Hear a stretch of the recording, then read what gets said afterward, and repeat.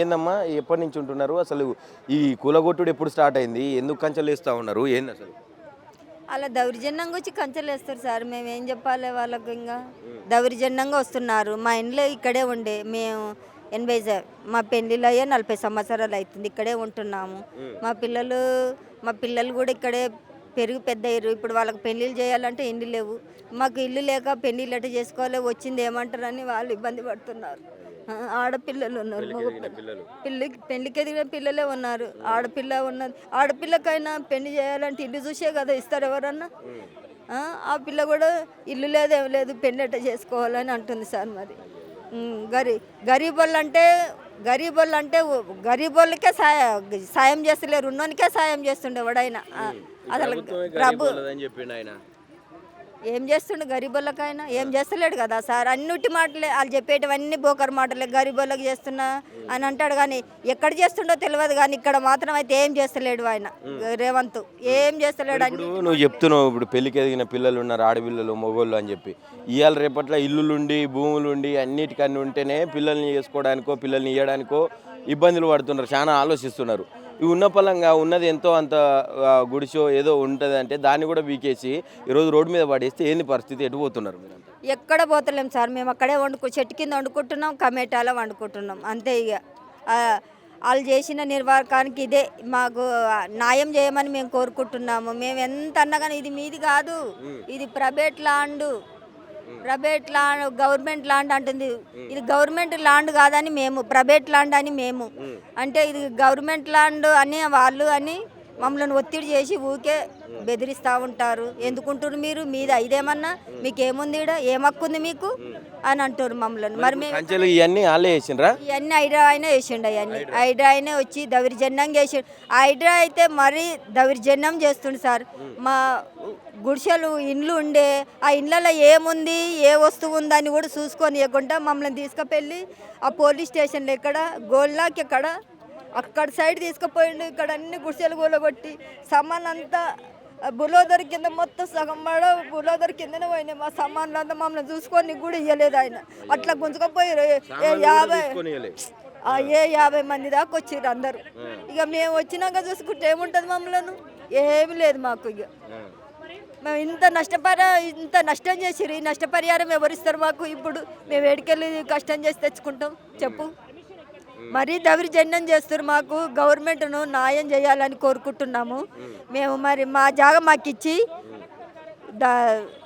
ఇంతో అంత మాకు పోయిన దానికి సాయం చేయమని కోరుకుంటున్నాం సార్. మరి ఏం చెప్తారు? మొత్తం కంచెలు కూడా వేసి పడేసారు. ఇప్పటికీ ఇది మొత్తం కూడా చుట్టూ బ్లాక్ చేసారు ఇక రానియకుండా. మళ్ళీ మీరు ఇల్లుకి వచ్చే పరిస్థితి ఉందా? ఈ క్షణం దాటితే మళ్ళీ వచ్చే పరిస్థితి లేనట్టు పోలీసులు ఎట్లా భయభ్రాంతులు చూస్తారు. అక్కడ వచ్చి చూడండి, వీడియోలు చూసుకుంటా. మీరు ఈ మీడియా ఉన్నా కానీ భయభ్రాంతులు చేస్తుంటే మీడియా లేకుంటే మా పరిస్థితి ఏంటి చూడండి. రాత్రి 6 గంటలకు వచ్చి దౌర్జన్యంగా మమ్మల్ని తీసుకెళ్లారు పోలీస్ స్టేషన్. నైట్ సాయంత్రం 6 గంటలకు వచ్చి దౌర్జన్యంగా మేము ఇక్కడ కూర్చున్నాం. మా స్థలంలో మేము కూర్చున్నాం. మా స్థలం ఇది ఒరిజినల్. మా స్థలంలో మేము కూర్చుంటే దౌర్జన్యంగా వచ్చి నలుగురు పోలీసు వాళ్ళు ఎత్తుకపోయారు. మేము రాకున్నా ఎత్తుకపోయి పోలీస్ స్టేషన్ లేచి రాత్రి 12 గంటలకు వదిలేరండి. ఇది ప్రైవేట్ ల్యాండ్. ఇది హైడ్రాకి అసలు సంబంధమే లేదు. ఆల్రెడీ కోర్టు ఫైన్ వేసింది హైడ్రాకి. మరి ఫైన్ వేసినాక కూడా మళ్ళీ హైడ్రా వాళ్ళే ఉంటున్నారు, హైడ్రానే కంచెలు బాతున్నారు. ఏదేంది మరి? అదే సార్, అదే అర్థమైతే లేదు. ఇప్పుడు వాళ్ళకు పర్మిషన్ లేదు, వాళ్ళు ఇల్లీగల్ అని తెలిసి కూడా ఉంటున్నారు. అంటే ఎవరు సపోర్ట్ తోటి ఉంటున్నారు, ఏ రాజకీయ సపోర్టు, అదే మాకు అర్థమవుతలేదు. ఏం చెప్తావు మరి? అదే మాకు భయం ప్రాంతాలు చేస్తారండి. ఏం చెప్పాలనేసి మాకు అర్థమవుతలేదు. మా పిల్లల చదువులు ఆగిపోయినాయి దీనివల్ల. మాకు షెల్టర్ లేదు. 3 నెలలు అయింది కూలగొట్టి. 3 నెలల నుంచి రోడ్ల మీదనే ఉన్నాం మేము. అట్లా ఉంది పరిస్థితి.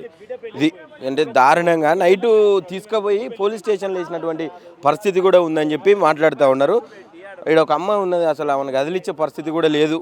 కానీ మాట్లాడాలి, ఆమె బాధలు, ఆమెకు సంబంధించినటువంటి ఏ నష్టం అదంతా కూడా చెప్పాల్సినటువంటి అవసరం ఉంది. కాబట్టి మాట్లాడించాల్సి వస్తుంది. కానీ ఆమెను ముట్టుకుంటే కన్నీళ్లు దునుకుతున్నటువంటి సందర్భం కనిపిస్తూ ఉన్నది. అట్లాంటి సిచ్యువేషన్లో మరి ఇది ప్రజాపాలన, ఇందిరమ్మ రాజ్యం తెచ్చినా అని చెప్పి రేవంత్ రెడ్డి చెప్పిండు. కంచెలు బద్దలు కొట్టిన అన్నాడు. ఈ పేదోళ్ళ ఇండ్ల చుట్టూ మొత్తం కూడా కంచెలు వేసినటువంటి పరిస్థితి. ఏందమ్మా అసలు ఏం జరిగింది? ఆయన మేము కంచె వల కొట్టుకొని మీ ఇష్టం వచ్చి రావన్నప్పుడు మేము ప్రజావానికి 2 నెలలు తిరిగినాం సార్. ఈ సార్ వచ్చిండు మమ్మల్ని కంచె తీసేసిండు, మమ్మల్ని బాగు చేస్తాడని తెగ మురిసిపోయినాం సార్. ఇంత అన్యాయం చేస్తాడని మేము కలగనలేదు సార్. ఈయన పేదలనే కాల్చుక తింటాడని మాకు తెలియదు సార్. లేకుంటే అదే కేసీఆర్ సార్ కేసేవాళ్ళం సార్. ఏదమ్మలు మంచి చేస్తాడు, పేదలను బాగు చేస్తాడని చెప్పి మేము ఇంత అయినా కానీ ఇంత అన్యాయం చేస్తాడని చెప్పారు సార్. మమ్మల్ని ఈడ్చుకపోయి మా ఇంట్లో ఊలగొట్టి మమ్మల్ని రోడ్ల పాలు చేస్తాడని మేము కలలగనలేదు సార్. మేము ఇంత అన్యాయం చేసిండు. పిల్లల పెళ్లి కానీ రూమ్ కట్టుకున్న రూమ్ కొట్టి పెళ్లి ఎత్తిపోయిందని పోయినాయి. ఇంకా మా ప్రాణాలే మిగిలినాయి. ఇంకేంలో కట్టుకున్న బట్టలు కూడా అలా కూల్చేసిర్రు, సామాన్లు కూడా గంటల కప్పేసిర్రు. ఒకటి బీరువా టీవీ తీసి అక్కడ ఎక్కడ చెత్త కుప్పలు వేసి వచ్చిర్రు తీసుకుపోయి. ఇంకంతే మమ్మల్ని సర్వనాశనం చేసిందంటే వీళ్ళే సార్. ఇంత అన్యాయం ఏ ప్రభుత్వం చేయలేదు సార్. ఎన్నిసార్లు ఎంతమంది వచ్చినా ఏం చేయలేదు సార్. వీళ్ళే చేసిర్రు ఇంత అన్యాయం మమ్మల్ని. మేమేం చెప్పాలి, ఎవరికి చెప్పుకోవాలి చెప్పు. గవర్నమెంటే మాకు అన్యాయం చేసినాక ఇంకెవరికి చెప్పుకోవాలి? ఇంకెవరు చెప్పుకుంటే బాగా చేస్తారు మమ్మల్ని? ఎవరు బాగా లేరు. బాగా చేస్తే చెడగొట్టినాక ఇంకెవరు బాగా చేస్తారు మమ్మల్ని? ఇది మా పరిస్థితి సార్. ఇప్పుడన్నా వాళ్ళకి ఇక్కడ తీసేసిన తర్వాత మళ్ళీ ఇంకెక్కడన్నా కల్పిస్తాం పునరావాసం అని చెప్పి తీసుకుపోయి ఇంకెక్కడన్నా ఇయ్యడం కావచ్చు, ఏమన్నా చేసి ఏం చెప్పలేదు. ఇరగొట్టి బయట పడేసారు. వాళ్ళంతా వాళ్ళు ఉన్నారు హాయిగా. మేము ఆ రోడ్డు ఈ రోడ్డు ఆ గల్లీ గల్లీ తిరుగుతున్నాం. ఇదే ఇంకా వాళ్ళు ఏం చెప్పలేదు మాకు. చెప్పలేదు సార్. ఈడిస్తాము ఆడిస్తాము పోనీ మీకు గింత ఇస్తాం. మేము అడిగినాం కూడా, ఒక మూలకి ఇచ్చి మీరు మొత్తం తీసేసుకోరు సార్ అన్నాం కూడా. ఆహా, ఆ ట్రాఫిక్ ఏది ఇవ్వద్దని బెదిరిస్తారు. మా జాగ గుంజుకొని నవీన్ యాదవ్ ఉన్నాడు కదా, మొన్ననే గెలిచిండు ఎమ్మెల్యే. మరి మీ ఇంత అన్యాయం జరుగుతున్నది, పేదల మీద ఇంతమంది ఇబ్బంది పడుతున్నారు, నైట్ వచ్చి గుంజుకపోతున్నారు, ఇవన్నీ జరుగుతుంటే ఏం చేస్తున్నారు? స్థానిక ఎమ్మెల్యే కదా, ఆయన పట్టించుకుంటున్నారు. కనీసం కూలగొట్టేటప్పుడు ఇక్కడ వచ్చి కూడా చూడలేదు. ముందలాట ఫస్ట్ అప్పుడు కూలగొట్టినప్పుడు జనార్దన్ రెడ్డి కొడుకు ఉండే, ఆయన వచ్చిండు కూలగొట్టేటప్పుడు చూసిండు. మాతో పాటు గుళ్ళ వండుకున్నాడు 1 గంట రాత్రి దాకా. అప్పుడు కూలగొట్టినప్పుడు 1 గంట మాకు మనిషికో శాలువ తెచ్చి ఇచ్చిండు. 20 కిలోల బియ్యం బ్యాగ్ వేయించి వడ్డిపించి మాకు అందరికి పెట్టిండు విష్ణువర్ధన్ రెడ్డి. అప్పుడన్నా ఆయన అంత మట్టుకు చేసిండు. కానీ ఇప్పుడు ఈయన మమ్మల్ని కట్టుకున్న కళ్ళతోటి కూడా చూడలేదు. మేము పోయినాం ఆ సార్ దగ్గరికి. పోతే చూస్తాం, అమ్మ మాట్లాడుతుందాం చేస్తాం అన్నాడు. ఇంకా అంతే, ఇంకేం లేదు. ఇంకంతవరకు ఎవరైనా ఉండి నడిపిస్తున్నారా దీని? మాకు ఎట్లా తెలుస్తుంది సార్? అది ఇది లోపల ఎంత పెద్ద మాఫీ ఉందో మాకు తెలియదు. ఎంతమంది అంటే ఇప్పుడు మీరు ఆల్రెడీ హైడ్రా ఇదంతా ఇట్లా చేస్తుందని చెప్పి కోట్ల ఫైన్ కూడా వేసిరు అని చెప్పారు. మరి ఫైన్ వేసినాక ఇంకా హైడ్రా బండ్లు హైడ్రా సిబ్బంది ఉంటున్నది ఎందుకు? మళ్ళీ హైడ్రా పోగానే నిన్న వచ్చి హౌసింగ్ బోర్డు భూమి ఇది అని చెప్పి మాట్లాడిరంట. అసలు ఏం జరుగుతుంది అంటే మొత్తం మీద మిమ్మల్ని పంపించే ప్రయత్నం జరుగుతూ ఉంది. నిన్న అదే జరిగింది. వాళ్ళకింటలు హైడ్రా వాళ్ళకు పోలీసు వాళ్ళకింటలు ఏమని చెప్పి ఆ మేడం పిలిపించారు. ఎవరు? హౌసింగ్ బోర్డు మేడం అంట. హౌసింగ్ బోర్డు మేడం వచ్చి మా దగ్గర మేము గట్టినే కూర్చున్నాం. ఆమె ఈడికి కూడా రాలి, గిన్నెలు నిలబడింది, మా దగ్గర కూడా రాలే. వచ్చింది ఈ మేడం ఎవరో అనుకుంటా మేము కూర్చున్నాం. సరేలే ఎవరైనా రానిపోని అనుకుంటా కూర్చున్నాం. ఆమె ఏమని నోట్లకెళ్ళి మాటలు అంటే ఈ పోలీసు వాళ్ళు వచ్చారు, మీరుకెళ్ళి వెళ్ళాలి అని చెప్పారు. మేము ఇన్ని ఉంటాం, మమ్మల్ని ఏం చేస్తారో చేసుకోరని గట్టి కూర్చున్నాం. ఇక ఆ మాట ఆడుండే ఆమె ఏముందంటే, వీళ్ళు ఇట్లా తిన్నారు, లేడీస్ పోలీసుని తీసుకొచ్చి పంపించేసారు అని. ఇది హౌసింగ్ బోర్డు జాగమ్మా, మీరు మీది ఎట్లా అవుతుంది? ఆడ బోర్డు కనిపిస్తలేదు మీకు అని చూపిస్తుంది. ఆ బోర్డు నిన్న మొన్న పెట్టిరు మేడం, హౌసింగ్ బోర్డుది కాదు అది. హౌసింగ్ బోర్డు ఎప్పుడో ఓడిపోయింది గుడిసె నవాబు కింద. ఆ పేపర్స్ కూడా ఉన్నాయి మా దగ్గర అంటే ఆమె వినిపించుకున్నట్లే. మీది కాదు ఇది గవర్నమెంట్ సంబంధించిన అన్ని దస్తావేజులు మీ దగ్గర ఉన్నాయా? ఉన్నాయి సార్. మొన్న ఇచ్చిన కోర్టు ఆర్డర్ దాకా అన్నీ ఉన్నాయి. అన్నీ ఉన్నాయి, చూస్తలేరు. అది చూస్తలేరు పేపర్ వాళ్ళు. ఇప్పుడు మీలాంటి వాళ్ళు కావచ్చు, ఇంతకుముందు ఒక అమ్మతోటి మాట్లాడితే ఆమె కూడా అట్లనే చెప్పింది, పెళ్ళిళ్ళకు ఉన్నారు పిల్లలు, కొడుకులు ఉన్నారు, బిడ్డలు ఉన్నారు అని చెప్పి. అన్నిటికన్నీ ఉంటే పిల్లల్ని ఇచ్చుడు పిల్లగాని ఇచ్చుడు కష్టంగా ఉన్నది. ఏంది ఈ పరిస్థితి? పెళ్ళిళ్ళు కావు, మా పిల్లల పెళ్ళిళ్ళు కావు. మేము ఇట్లాగే జీవితాలు ఈ రోడ్ల మీదనే కాలం గడిపోతుంది. మేము ఈ రోడ్ల మీదనే సజీవదానం అయ్యేది ఉంది. మాకు ఇల్లంటూ లేవు, ఏమి లేవు. మేము ఇంకా ఏం చేయాలి చెప్పు? మేము కొనలేని పరిస్థితి. మేము దళితులం, మేము కొనలేమేడా?